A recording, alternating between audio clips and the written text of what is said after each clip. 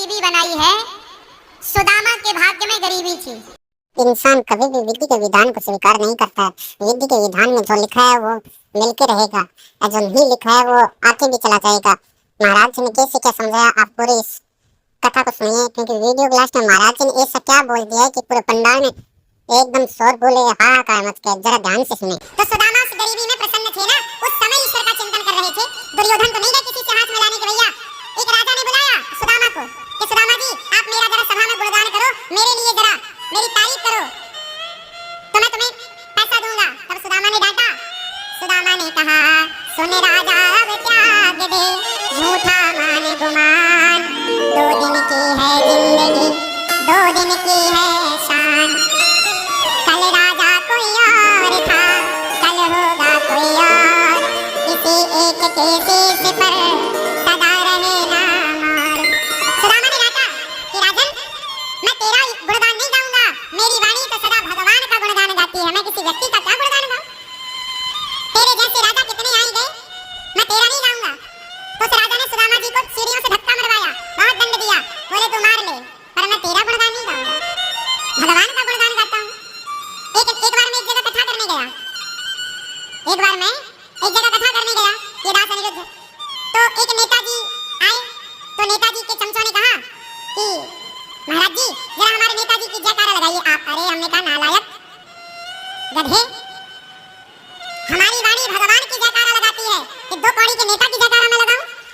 तेरे भगवान के बराबर है, होगा तेरा भगवान। मैंने डांटा उसको, मैंने कहा साले तुम लगाओ, तुम बिको पैसों में, हम लोगों की वाणी तो केवल ईश्वर की जयकारा, ईश्वर का गुणगान करने के लिए है, किसी व्यक्ति का गुणगान करने के लिए नहीं। व्यक्ति तो सही है तो उसे कहा जाएगा कि ये व्यक्ति सही है, गलत को गलत कह दिया जाएगा ये व्यक्ति गलत है, पर यशगान गुणगान तो केवल भगवान का ना होगा इस वाणी से। सोचिए जब हम जैसे पापी भगवान के अतिरिक्त किसी की जयकार नहीं करते, कोई संत हो, कोई बड़ा भक्त हो तो जयकारा भी लगाई जाए। भाई साधु संतों की जयकारा लगाने में बुराई नहीं है। कोई भक्त हो, तुलसीदास जी की जय, सूरदास जी की जय, कबीरदास जी की जय, कोई साधु संतों की जय, माता पिता की जय, भाई नेताजी की जय तो नहीं होगी ना, क्यों? इसलिए जब हम जैसे लोग भगवान के अतिरिक्त किसी का यशगान नहीं करते तो सुदामा कैसे करेंगे? सुदामा को मारा राजा ने, बोले मार, पर मैं तेरे लिए पद नहीं गाऊंगा।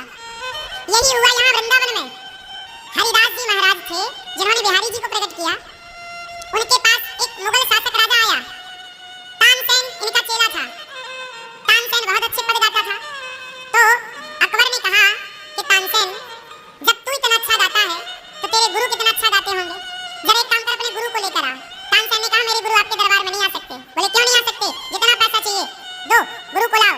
तब तानसेन बोला नहीं, मेरे गुरु को आप खरीद ही नहीं सकते। बोले आपको दर्शन करना है तो चलो, वो नहीं आएंगे आपके पास। हरिदास जी कभी वृंदावन से बाहर नहीं जाते। अब आया राजा, कहा हरिदास जी से कि हमारे लिए कोई पद सुनाइए। हरिदास जी ने डांटा, मूर्ख, मैं तेरे लिए गाऊंगा, मैं तो केवल बिहारी जी के लिए, भगवान के लिए गाता हूं, मेरी वाणी भगवान के लिए है। तो बोला कि अच्छा आप मेरे से कुछ मांग लो।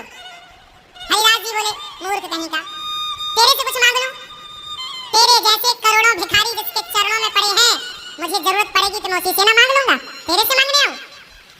तेरे जैसे करोड़ों भिखारी तो वहां लाइन लगा के खड़े हैं ईश्वर के दरबार में, मैं तेरे से क्यों मांगू?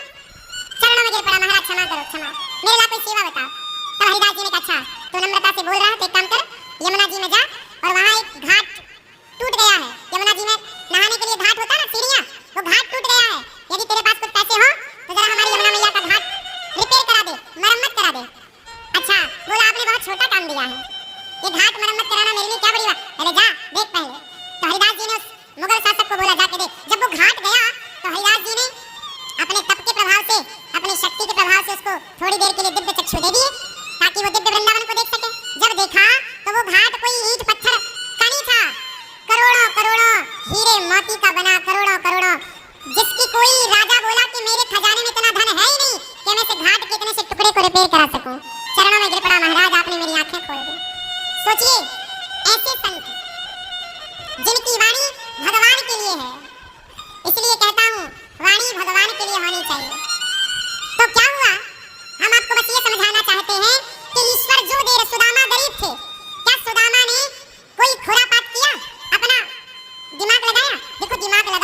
और इसे सीधे चलो।